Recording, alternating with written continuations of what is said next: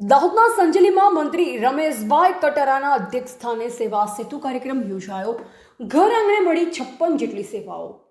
રાજ્ય સરકાર દ્વારા સામાન્ય નાગરિકોના પ્રશ્નના નિરાકરણ અને સરકારી યોજનાઓના લાભ છેવાડાના માનવી સુધી પહોંચાડવા માટે સેવા સેતુ અભિયાન ચલાવવામાં આવી રહ્યું છે।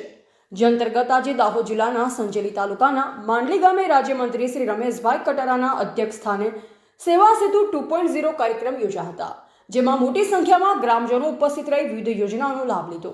દાહોદ જિલ્લાના સંજેલી તાલુકાના માંડલી મુખ્ય પ્રાથમિક શાળા ખાતે આજે જનકલ્યાણનો મેળો જામ્યો હતો।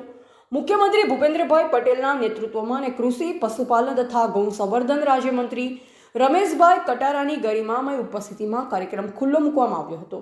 કાર્યક્રમની શરૂઆત બાળકીઓના મધુર સ્વાગત ગીત અને મંત્રીશ્રી દ્વારા દીપ પ્રાગટ્યથી કરવામાં આવી। આ પ્રસંગે ઉપસ્થિત જનમેદનીને સંબોધતા મંત્રી રમેશભાઈ કટારાએ જણાવ્યું કે રાજ્ય સરકારે હંમેશા સામાન્ય માણસનું હિત કેન્દ્રમાં રાખ્યું છે। નાગરિકોને કચેરીઓના ધક્કા ન ખાવા પડે તે માટે ઘર આંગણે જ 56 જેટલી જનહિતકારી સુવિધા ઉપલબ્ધ કરાવી છે।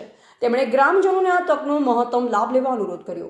આ સેવા સેતુ કાર્યક્રમમાં તાલુકા વિકાસ અધિકારી ડામોર, મામલતદાર કામોલ, એપીએમસી ચેરમેન અને સ્થાનિક સરપંચો સહિત ગ્રામજનો મોટી સંખ્યામાં ઉપસ્થિત રહી લાભ લીધો। સેવા સેતુ કાર્યક્રમ એ પારદર્શી વહીવટનું ઉત્તમ ઉદાહરણ છે। ગ્રામીણ વિસ્તારના લોકોના પ્રશ્ન તેમના જ ગામમાં ઉકેલાય તે માટે સરકારની પ્રાથમિકતા છે। આ કાર્યક્રમમાં તાલુકા વહીવટી તંત્રના અધિકારીઓ, જિલ્લા પંચાયતના સભ્યો અને મોટી સંખ્યામાં ગ્રામજનો ઉપસ્થિત રહ્યા।